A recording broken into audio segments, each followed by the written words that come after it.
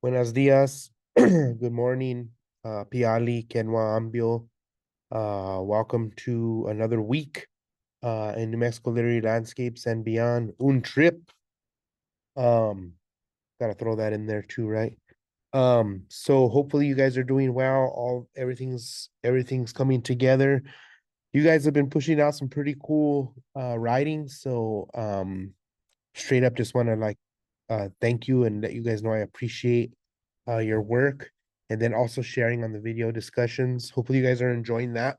A little bit different than just typing it. I know some some people get a little stressed out about cultural media taking forever. If you don't use it that way, that's fine. Don't stress out about it. Um, but another option could be just like straight up filming it with your computer and then uploading it to YouTube or even up to the site. That might work too. That's what I've been having to do, is just upload it to YouTube and then embed the link in the announcements and stuff like that. So if you have any problems with it, please let me know. Hopefully it's going well. It seems like everyone's having good interactions and stuff, so I'm gonna keep going forward with it. Um so this week we're gonna be diving into another very interesting part of landscapes. And um, one thing that's always cool about this part is we get to kind of understand more about New Mexico, um, as far as like culture is concerned and things like that, but also like in the actual story of New Mexico too.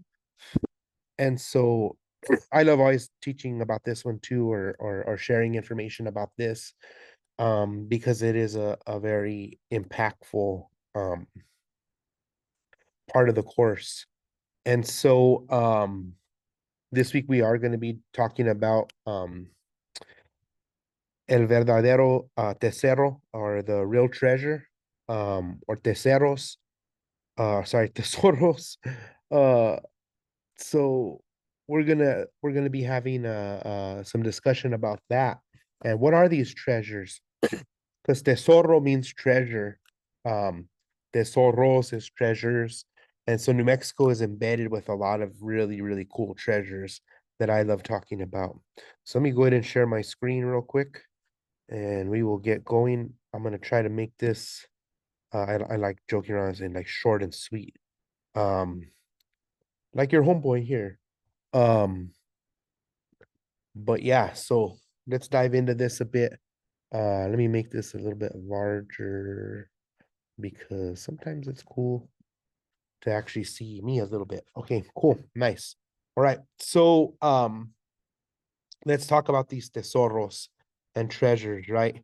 Um, so we have a variety of different examples of this here in New Mexico, um, through mostly cultural stuff. Because you have to remember this, okay? And this is like one thing I like talking about, and I kind of already discussed it too with like the Spanish coming over here, and even like different people around the world, through colonization, imperialism, um, where they were seeking these riches, right? These treasures, um, that ended up being not found, right? Like let's talk about New Mexico. Like the Spanish came here and they did not find any treasures. They didn't find this gold. They didn't find the seven cities of Siwala, or the seven cities of gold. Like they end up finding that these are all myths, right?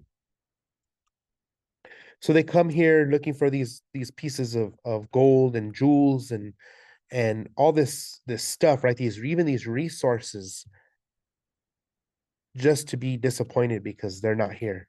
And I mean, later on, they end up finding like silver mines and some little bit of gold here, but very little, right? And that was upsetting to them. And so to relay that back to the Spanish crown was a negative thing, right? Because they didn't want it to be like that. They wanted it to be like, no, we found stuff. We found these important things. We claim this land. Like, why would this land be important if there's no gold or anything like that here? Well, soon after they started taking note of stuff, and the Spanish were really good about that. Like I talked about before, their chroniclers were really good about taking note of the different things that are fighting here, and witnessing and experiencing, whether it was like we talked about with like um people being heretics and stuff like that. But it was also about the cultural treasures too. And they recognized that and they weren't stupid about it. They understood that like a lot of the stuff that was going on here was of significance. It was something that was important. Um, and so they chronicled that and they relayed that over there to the Spanish crown and even to the leaders in New Spain. Well, what ended up happening is people started to become more interested in that, right? They wanted us to experience and see it. And so it almost became like I like to have you guys ever watched that movie, that show Westworld, TV show, and it was a movie too, but it was like you go to this like Wild West theme park, right? And you get to live the life of a Wild West outlaw or lawman or whatever, right? And but it's all simulated, right? Well, people came over here wanting to experience that too. And some of the first people that did that after the Spanish were the mountain men. And so the mountain men came over here. The first mountain man who really like fell into that whole thing was William Becknell, who ends up being like a very important figure. He's on the start of the Santa Fe Trail and all that stuff, right? And came over here originally just trying to sell stuff. Um, but when he came over here, like many of the other people, he fell in love with it. He fell in love with the land. He fell in love with the landscapes. He fell in love with the culture, the people, all this stuff. Even to the extent where he intermarried with the women from here, right? Um, and the other part of it that was wild too was that he was like, I can't just keep this a secret. Like this treasure is too important, right? And so this is in the mid 1800s, and he's like, I'm gonna tell other folks about it, right? And so he starts telling his homies about it, and they start making their way here, which ends up leading to well, as the homesteader movement here, to where even to the extent where large amounts of Americans were coming into this territory, and all chronicling stuff and writing stuff about the beauty and things like that. And a big reason they wanted to come here was to enjoy that beauty and enjoy what it had to offer here, what New Mexico had to offer, right? And that ends up being part of the treasure. And I'll talk more about that in a few minutes, but I want to like kind of get through this first, the like timeline, if you will. Well, what ends up happening is they end up bringing more and more people here, and that ends up uh making a big difference, right? Ends up adding more and more people as people start to experience that. And then it even becomes like interesting with during the Wild West, right? And so the Wild West also drew people here. And why? Because like some of them were drawn to the stories of outlaws. Like when you hear about Billy the Kid, like they used to write some of the first comic books that we know of today were about the Wild West and specifically about Billy the Kid. And so people would buy these comics and do this certain stuff, right?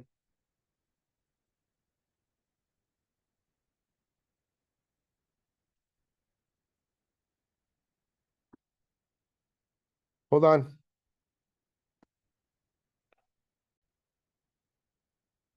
Okay, I'm back, Spencer's. And so like I was saying, um one of the other parts of it that was pretty interesting in regard to like the Wild West was that people were like coming over here to just like experience it and see it. Like I told you about that television show or series I was talking about. So that was like something that they did. And then people came over here and they're like, nope, I'm out, because they didn't want to deal with all of that stuff. They didn't want to deal with the attacks. They didn't want to deal with some of the rowdiness that was here in the Wild West. But it was mostly from the outsiders because people that were here already, um, really it wasn't that bad until some of those other people rolled in. And so that ends up being even like part of the treasures. here outside of like what we typically think of as like the landscapes and the beauty of the culture and stuff like that, but also that interest, right, in like the Wild West and stuff like that, which is still like a draw now too, right? Because like think about like how many times we still get asked for those things, right? Like how many times are we like um asked when we're like somewhere else, like say we're in like the East Coast, for instance, like my wife has some family out there and we've gone out there. And I always like kind of clown on New Hampshire and places like that, like in New England, just because like I'll go over there and they'll be like, "Oh, you're from New Mexico? Oh man, are they still? Is it like how it is in the movies and stuff like that?" And I'm like, "Well, what do you mean?" And they're like, "Well, are there like cowboys and Indians running around all over on horseback and stuff like that?" And I say like I say like sometimes, but on the real, no, it's not like that. Like we're a modern place, and do we still hold on to our traditions? Yeah. But no, we don't. It's not like how you picture in the movies. It's not like watching Young Guns, and it's still like that here, right? It's different. We do have like some pretty cool stuff that's more modern as well, and so like kind of explaining that to people is always a difficult thing. Um, but one thing about it, and this could be even like connected to people that um maybe aren't from here too, because there's a lot of us like even in this class that aren't from New Mexico, and maybe we've never even been here, so we don't know about it. Well, one thing that I think is interesting about it is that we have people that um have transplanted into New Mexico and they've become like naturalized Nuevo Mexicanos, right? Um and that's another experience. Why? Because and I have people that have done this, like one of my best friends that's here, um and who I've known for several years, he came here in his early 20s and now he's in his 50s and like this is home to him, right? And why? Because he fell in love with it. And that happens a lot. Like that happens a lot with New Mexico. And either you hate it or you love it. And that's like one thing that's kind of interesting. Even though like even us Nuevo Mexicanos, like we're like maybe we'll talk shit sometimes about New Mexico, but like in the end, like we're the only ones that can do that shit, right? Like we're the only ones that can talk shit about New Mexico. Why? Because like that's us, like that's where we are, right? And so it has all these like hidden treasures here that you wouldn't understand unless you're here, right? You don't get it unless you are here or you are here. And like that's one thing that's kind of cool about like transplanted people is like they get that, right? They understand that treasure. Um and one thing that was kind of interesting about it is like along the way, like even though like we have this special thing that makes us who we are, these treasures, these pieces of culture, this traditions, these practices, the way we talk, right? Like I remember being in San Francisco one time and like, and this is gonna lead to like a conversation that I wanted to discuss with you guys too, is like I remember being in San Francisco one time when we were at a little dive bar, right? Um and me and my homie were talking, right, who lives there, and we were like, oh, see, not even, Allah, like all the well Mexicano vernacular, right? And I saw someone's head pop up from across the bar. And then they look and then they come over to us and they're like, hey, are you guys from Albuquerque? And we're like, yeah. And they're like, me too. And we're like, oh, that's sick and stuff. And so, like, and then it was on. So the rest of the night, it's just like Nuevo Mexicano, Burqueño vernacular at its full force in this bar in the Mission District of San Francisco. And so, like even the language, right? Like that's another thing, and that's what I was leading with this was that we don't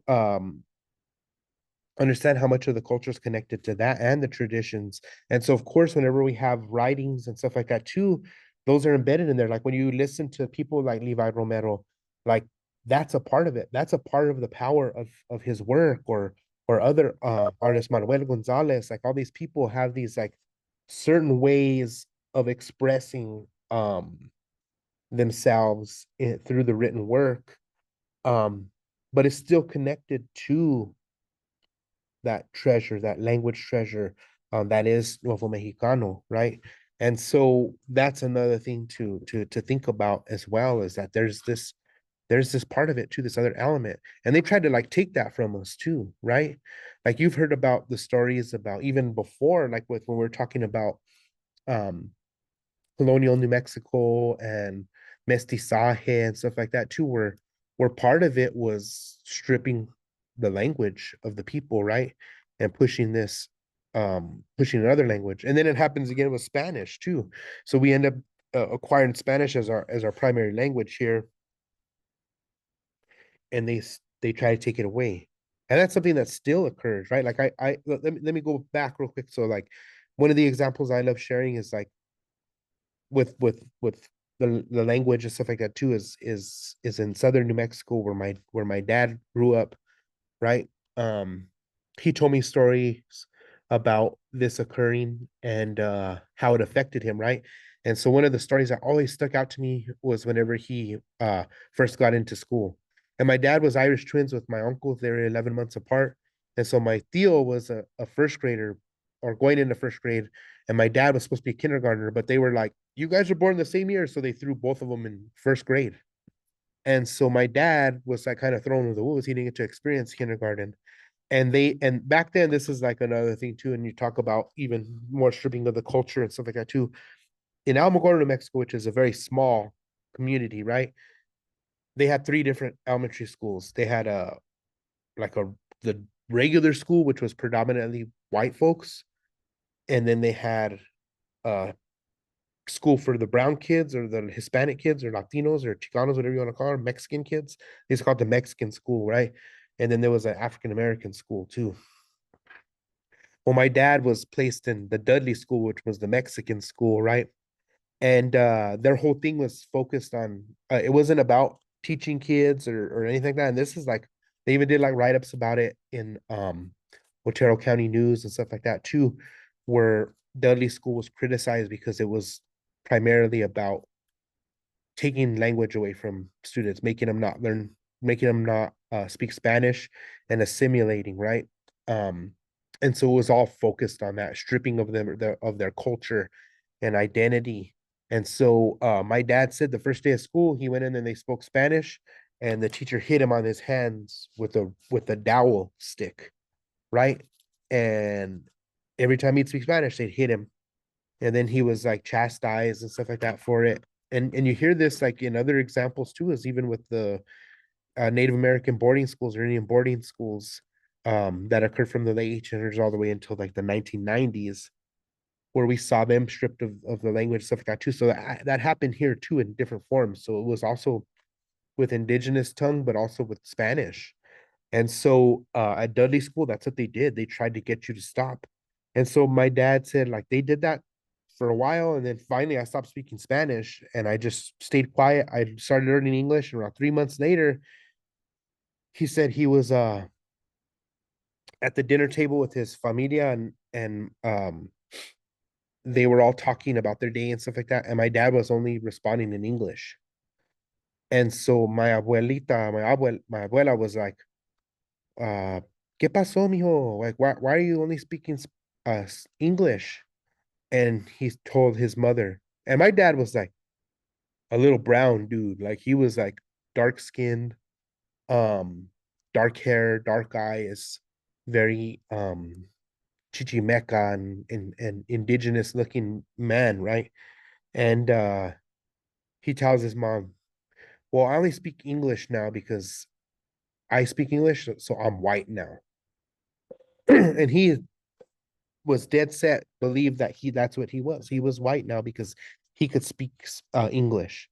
And so that was a part of that that was an example of it, right? Where we saw that even here. And we continue to experience that now. Like even when I was a little kid and I went to elementary school, I ran into the same thing, right? Like with language, like I went in there predominantly speaking Spanish, Spanglish, and some indigenous language too. And I was always like they gave us a hard time. Like I'd say it's like a the pedagogy of the portable because like all the kids that were in ESL or English as a second language are now like ELL. We were put in the portable across the playground. Everybody knew that we were there. They made fun of us and stuff like that too. Um, and stuff like that too. So, and we were almost seen as like incompetent or dumb, like they would other kids would say that about us, and it was very difficult. And so a lot of us lost our our native tongues and and familial tongues because of that, right? And so that was like real shit that happened. But those languages are part of the treasure. And so they tried stripping that treasure from us, right? And even to like, even now, like in a more modern context, like I remember I was um teaching and my the principal who I worked with was evaluating me, and he's the superintendent now, right? And he was evaluating me, and I wrecked that lesson. Like I not bad, like good wrecked. Like I killed it. Like I know I did a good job. Like it was the kids were engaged, all this stuff, right? And then after you meet with them, right, and they tell you what was up, like how it went and stuff. And he was like, you know what? That was a good lesson and stuff like that too. But I think you need to like stop using that don't talk so burqueño and nuevo mexicano. That's what he said. Don't talk so burqueño and New Mexican. Like you need to sound more professional. And that like I was like, what? Like I didn't understand. Like I couldn't believe that I was hearing that, right? And so he took off, and then I went home, and like I thought about it, and I like just got real heated about it, and I was like, you know what, fuck this guy, man. Like, and I told my wife, and she was like, fuck him, and all this stuff. And so the next day I went over there and I said, can I talk to you? And he's like, yeah. And I was like, you know what you told me yesterday was very offensive. And I'll tell you why, because that's part of my culture. That's the way we talk. And I'm not going to change for anybody. I don't care if I don't sound professional or you don't think that you sound professional, which he's a Nuevo Mexicano too, but he's a little bit different, right? Uh More affluent and stuff like that. Um, but he understands like being here, right? And so I tell him, I'm like, I'm not gonna change the way I talk and who I am because to appease other people. And so here I am still talking the way I talk, right? Still using the same vernacular, still hussing like that's like part of who I am. I'm not gonna change that, regardless of like what people think, right? I don't give a shit, straight up. And so I told him that, and he was like, "Oh, I didn't mean it like that." And because that's like offensive ass shit. And so he was like backpedaling a lot. And after that, like he kind of laid off of me with that shit. And so that was some examples of it too. But let's talk about like that whole thing. And I gave you the example of like other people hearing me in other places, and they're like, "You're from Albuquerque," and how beautiful is that? That people can hear me talk. It's just like when you hear people like from Chicago or New York, and people are like, "Oh yeah, you're from New York." Well, people from Albuquerque or from New Mexico, if we're somewhere else and we hear someone talk that, we're gonna pick up on it, right? We're gonna know. Or people that have lived here before, they'll catch on to it. But let's talk about language real quick, and I'm gonna end this little part with this. Is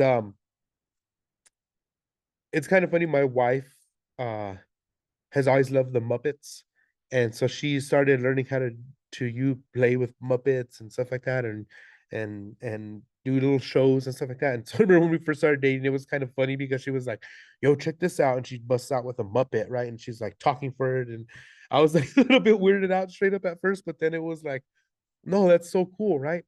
So we always embrace that part, and I love the Muppet Show and stuff like that growing up, right?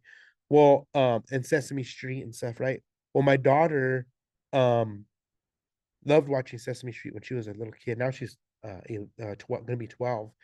When she was little, she loved Sesame Street, and so we were watching Sesame Street one day, and they had this. She goes, "Dad, look at this, Dad, look at this." And so she showed me this segment from the Sesame Street show, and there was a little Muppet, and her name was Rosita. And the thing that's dope is Rosita's Mexicana, right? She's Chicana or whatever you want to call her, right? She's Latina and very proud of it, right? Well, she's telling the story in the little segment where she went to the store with her mom and her were playing I Spy, but they were doing it in Spanish, right? And so they're looking around, and one of the other lady comes up to her and is like, "You guys shouldn't be talking Spanish. This is America," like the whole thing, right? And this is like on Sesame Street, right? the children's show. And so they're chastised in the store because they're speaking another language, right? When both of them are bilingual too. And so they can speak English and Spanish.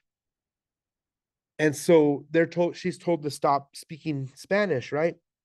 And Rosita and her mom end up like having this conversation after, and her mom kind of explains like what's going on and stuff like that.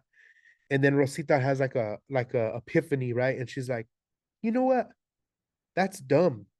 That's dumb because I can speak two languages.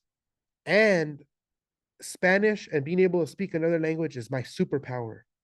That's my superpower. My superpower is speaking another language and all this stuff. And it ends up blowing up into this beautiful thing. And like that was some cool ass shit on Sesame Street. And I related in a lot of ways, and it related to like that treasure too of New Mexico too with language. And so that's part of our superpowers here in New Mexico is those things that make us who we are, right? And a lot of it is tied to a variety of things. And so let's talk about some of those things real quick, all right?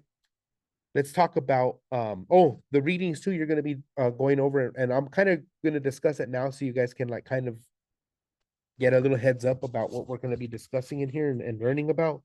And so in the readings, we're going to be talking about these different things. One of the things that we're going to be talking about is this idea of querencia. And I think I've already kind of mentioned the term already once or twice, but querencia is a very interesting thing, and it ties a lot to like New Mexican culture, and culture for different people too, right? But New Mexicans, we love querencia, and it's a big part of like who we are. And so it's a place from which one's strength is drawn, or one feels at home, a place where one feels most like their authentic self. In New Mexicans, a lot of us can like totally totally like pinpoint one place, right? That's or we give examples about it. And I'm going to go into further detail. We're going to have like a whole section just on querencia.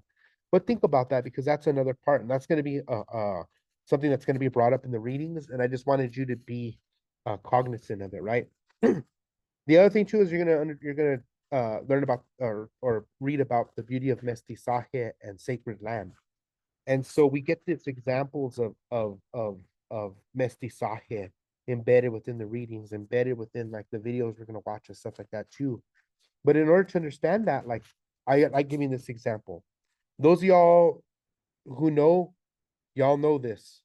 Those of you who don't, this is in the Santuario de Chimayo over here in northern New Mexico, right? Um, it's a Catholic mission church over in Chimayo, New Mexico.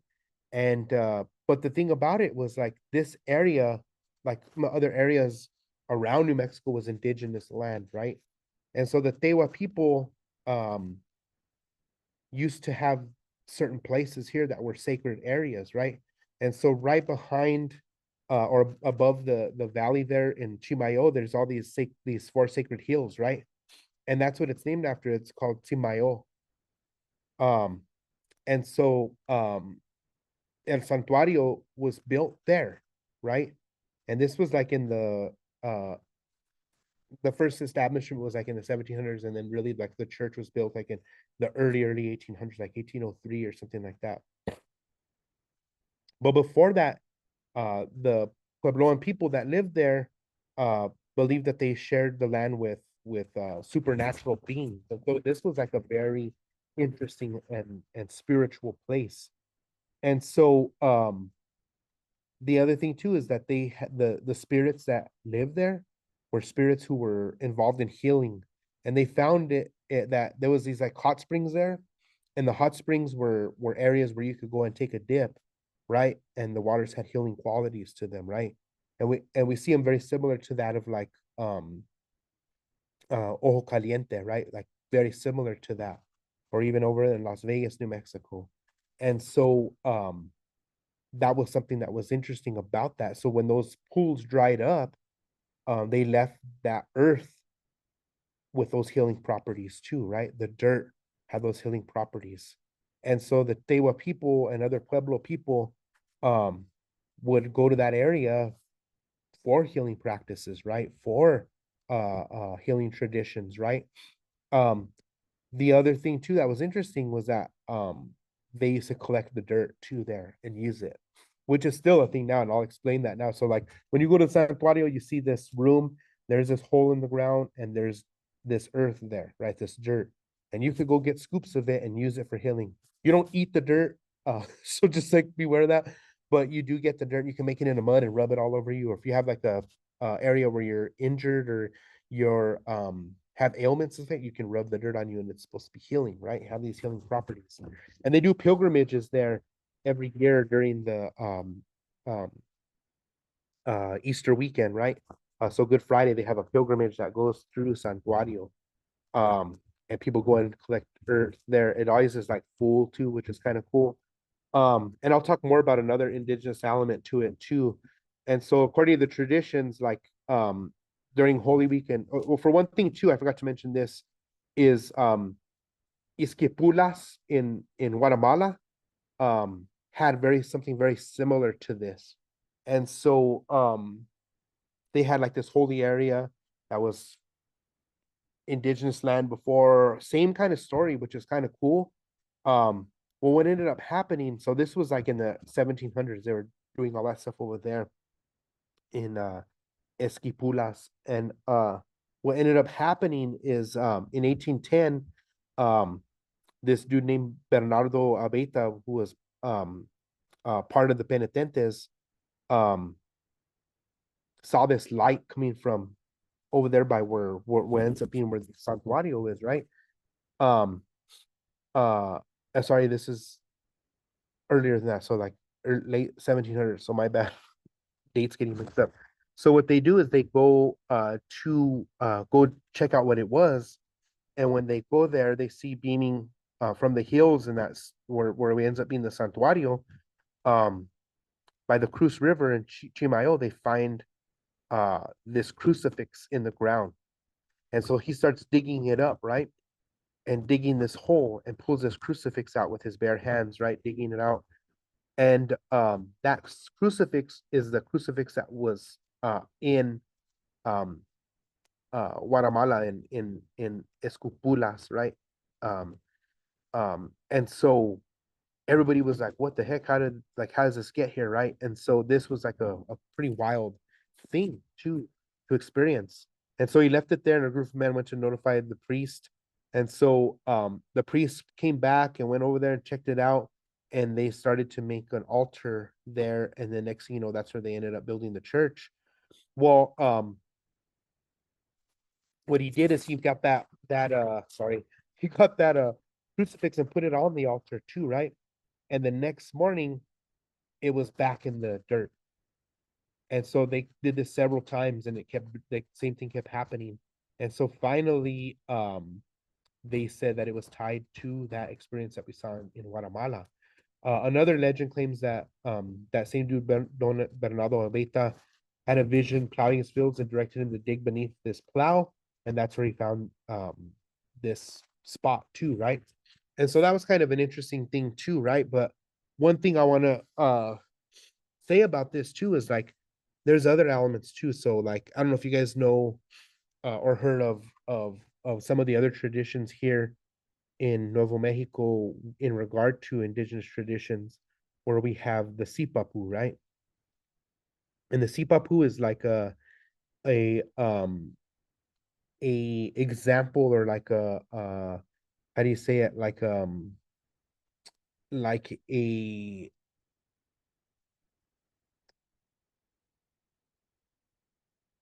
a example of, right, of a portal. And so through emergent stories in different indigenous cultures here, a lot of the pit houses and kivas and stuff like that, there was always a hole in the ground, and that was symbolic. That's the word I was looking for. Symbolic of that emergent story, of the creation stories, right? Where they emerged from this hole, right? And the sipapu in those sacred spaces represent that emergence. I can see the similarities between them. I'm not for sure that is, but like through my reading and stuff like that, like it seems like that also has some significance to it, right? And so we hear about this stuff too, which ends up being kind of an interesting element too. And embedded within these are those various treasures too, within the sacred land, within that mestizaje, within that querencia, we see these human treasures too, right? Those stories, the songs that are written about this, right? Um, the the chronicles, right? All of that stuff ends up being an important part of human treasure that we have, and within that's embedded the language treasures too, like we were talking about before, where we continue to have those words, the sipapu and even the words, right, like shimayo and all these things that end up being a part of like the culture itself are all embedded in all these different things like the language and human interaction, right? And so that ends up being an important part of it. But then also the earth treasures, like we actually have with the soil, with the dirt, right? And I love using this example because it encompasses all of that. Like there's so much embedded within this, like to where we hear about those stories, right? Those cuentos of like how this came to be, right? And from different traditions, from the indigenous tradition to the Hispano traditions, right?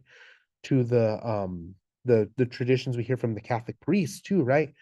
Um, where this ends up being something that is a perfect example of this, right? Where we have this little hole here in this little church that has this special the dirt that has healing qualities to it, right? And if you ever been there, there's like it's wild. I remember going there when I was a little kid and kind of freaking out because it was like all kinds of like canes and crutches and wheelchairs, stuff like that for people that were healed because of like properties of dirt, right? And so, but it's all about that whole experience. It's all about those treasures, right? It's all about the sacred land, the human treasures that are attached to this, through story, the language, and then the earth itself. And so this is why it's so beautiful. And there's other treasures too that are attached to this. And I'll leave that up to your interpretation from after you do the reading. That's another thing. I want to just quote one of the readings in the book from Tesoros. This one's the Treasures of New Mexico by Tomas Atencio, and he says, but he can't find that treasure if he doesn't go to a herb doctor or guide. And upon going to the herb doctor, and the herb doctor will tell him, well, you have the gift of seeing where the treasure is, but you won't be able to acquire that treasure and find it until you stop wanting it. So if you want it, it turns materialistic, material, right? So you have to have the consciousness of really not wanting it for yourself, but rather to find it and share it with others. Like we're doing here, right? Like that's the treasure. That's also part of that human treasure and language treasure and sacred mestizaje, all of it, querencia, right? Um, that's that example of it. Why? Because we're sharing it with others, right? It's not just for us. It's to be shared. And that's one thing that also is pretty cool about uh uh kind of diving into this. And even with querencia, like some people like this is their querencia. Like that's it. Like the pilgrimage is their querencia, that walk, right? So it's kind of interesting thing, and I want you to think about that while you're doing the readings too. Um, in La Entrega de los Novios, that's another kind of cool thing too that happens here. And so there's a lot of traditions in regard to wedding, right? And so you're gonna watch a video, and this is Cipriano Vigil here. He's our famous ethnomusicologist or musicologist and historian here in New Mexico, and also a musician. And his whole thing is about um those traditions in New Mexico, right? And so one of them is La Entrega. And some of you guys may have not heard this, La Entrega de los Novios. And it's like the introduction of the married people or not married people, but like lovers, if you will. I like saying lovers because it makes people feel uncomfortable a little bit. So La Entrega was like it's like a traditional ritual song that was been used for over 400 years here in northern New Mexico and throughout New Mexico. And it officially helps recognize marriages in the eyes of the community. And so it's a community-based practice that's attached to marriage, right? And so in an area where Catholic priests may have visited a Hispanic New Mexican village only once a year for the first like 300 years of New Mexico's uh, um, recognition as what we know as New Mexico now, I guess you would say. And I hate like going there, but like on the real, like that's how it was. Like for those 300 years, like they would come like there once in a while. And so the entrega gave notice to the community of the member and members that the a couple is promised to each other and their union should be supported. And so if they want to get married or they do get married, the entrega was letting the community know that they are married and they should be treated and given notice and validated, right? And supported until such time as the priest could make the official marriage. And so they kind of the entrega was kind of like their way of like taking that first step into marriage or first getting married, right? And so it's kind of cool. In the actual entrega, there's a lot of like themes in regard to like community, comunidad and stuff like that too. So it's about doing that spirituality. So there's a lot of like biblical references there and stuff like that too. And then also family. So they when they sing, so first they start off like kind of like blessings and like scripture and stuff like that, and then they start by going into like introducing them to the community, and then to do that they like say who their family is. So like they go through this whole thing. Like when my wife and I got married, her uncle did the entrega for us, and it was like pretty long. And he said everybody and that was there, that was on my side, and everybody on their side, her side, and stuff. So it was like a pretty cool thing. But there was a lot of that too. And then there's also this part where they give like advice. And that's a very indigenous thing. So like in the indigenous community that I'm involved in, like when someone gets married, a part of it is to where the elders can give you advice about being married, right? And being together. Well, when I went to my friend's wedding, who's Dene or Navajo, right? Same thing. Like we were in the Hogan, all these people are there. One side is his family, one side is her family. And the last part, the ceremony is very short. And then like the last part, which takes the longest, is everybody giving them advice. And so the entrega kind of has that embedded within it too. So there's a lot of indigenous components that lie there, or influences that lie there too in la entrega. So it's kind of a cool thing. But like let's talk about like traditions in marriage too, because that's another thing too that I think is like kind of not discussed as much. And so there's a lot of like interesting things, and I'm gonna go through them real quick. So like candle ceremonies too, like how much of like stuff like that is attached to Catholicism and things like that, and even like specific things, and that dates way back to like different traditions in pagan traditions where candle work is used, fire and stuff like that too, and so we see a lot of that there too. Wedding rings. I don't know if you guys know this, but wedding rings are traced back to ancient Rome and Greece, and they were first attached to the marital dowries, but later end up symbolizing the promise of fidelity. But early on, it was like part of the dowry. And you guys know what dowries are, hopefully. That's like where you pay to get married basically to a person. And that was like the traditions of then. Another one too is the knotted rope or lasso. Once again, like tying the knot, right? Like let's go back to knots on a rope again. And hand fasting and stuff like that is tied to a lot of old pagan customs and traditions. Embracing hands as has long been seen as a symbol of love, and a ritual of hand fastening dates back to the ancient Mayans too, the Hindu of Vedic communities, and the Celts in Scotland, where these people would like bind hands, and that was a symbol of being married, tying the knot, right? Like that term comes from various cultures. The phrase hand in marriage also stems from that practice. Like, I'm going to ask for her hand in marriage. Those are tied to those things too, right? And so in like Mexicano tradition, they have the lasso too, and it's like looks like two big rosaries, right? And they're like they put one over the bride and over the groom. That's also attached to that too. That's that symbolic um use of like tying the knot, right? Bringing them together. So there's those kind of things too. Um, the other part too is like feeding each other. I don't know about you guys, but I don't know if you don't know this. That's crazy indigenous, like especially from this area. Like that's a big part of the traditions that we have in regard to like marriage, as we feed each other. And so Like when you see people do that with the cake, like you have to remember that that's also attached kind of to that too. But you're gonna watch it's like a 5 minute video, and it's talking about it too with from Cipriano Vigil, which is also really cool. So I hope you enjoy that. Corona. Let's talk about that. Not just the beer, but like this imagery, right? I'm gonna move this down here so you can see it.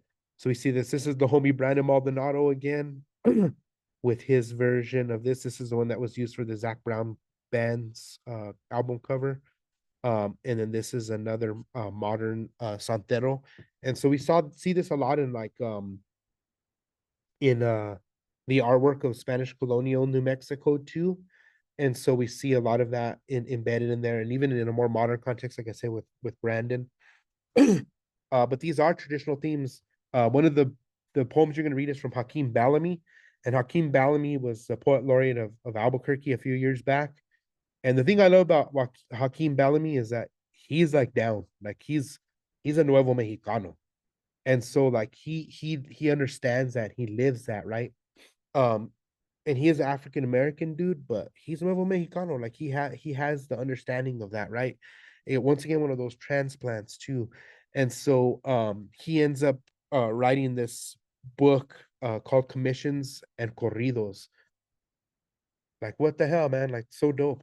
And so his poem you're gonna read is called Corona. And I want you to think about those traditional themes. And I want you to think about this imagery too, because it has this stuff about like it's embedded in scripture too. It's embedded in matriarchal groups and that idea of matriarchy, right? It's spiritual, um, it's modernized, and it has these new traditions that he embeds in it, and the symbolism of the church and even of the pious woman, but he flips it, right? And so like I hope you enjoy it. But that Corona, let's talk a little bit about that. Like that ends up being a big part of like the imagery that we have here. And it represents like even like I think about it like what we hear about like auras and stuff like that too, but it's also that crowning, right? That giving that person that power, right? That importance, right? And so we see that frequently in the art here.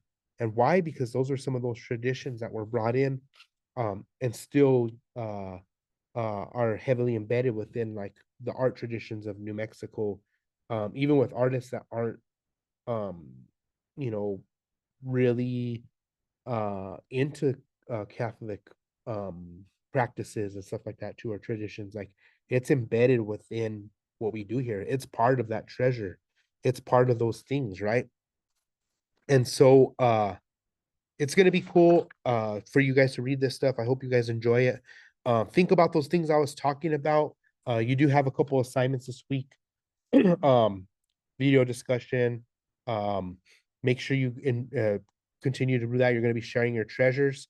Um, and I look forward to hearing more about them. You guys are doing a wonderful job. Hope you guys are enjoying everything. And if you have questions, hit me up. If not, oh wait, oh shit, I forgot about these two. So these are there's some more of the land treasures, right? So we have these are all pictures I took too of like different things that are important to us. Those sunsets, right? Like no one has better sunsets than us.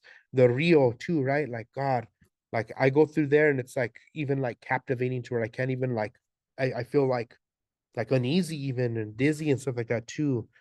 The Jemez Springs over here, like those sunsets again, the medicine that we have, those little churches that are around all over the place, right? The Montanas, like there's just so much beautiful stuff here that are part of those treasures, right? And then also the cultural things, the balloon fiesta, the zozobra, the baile folklorico, the flamenco dancing, the rancheras, the bailes, right? The chile. I mean, like, come on, like that's us, man. That's part of our treasure. All of these things are, right. And that's what makes it so beautiful here and so amazing to be a part of, is having these all these traditions here. Um, and then there's also the literary traditions too, right? And so we have all these big shots here that end up being well known throughout even the world, like globally, right? And where we have artists like there's my homie Brandon there, and Maria Martinez, like all these potters and stuff like that. We have musical artists like Al Hurricane, Wake Self, rest in peace, brother.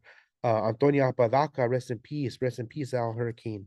Then we have the poets too. There's Hakeem there. There's Levi Romero. There's Manuel Gonzalez. Like all these people, right?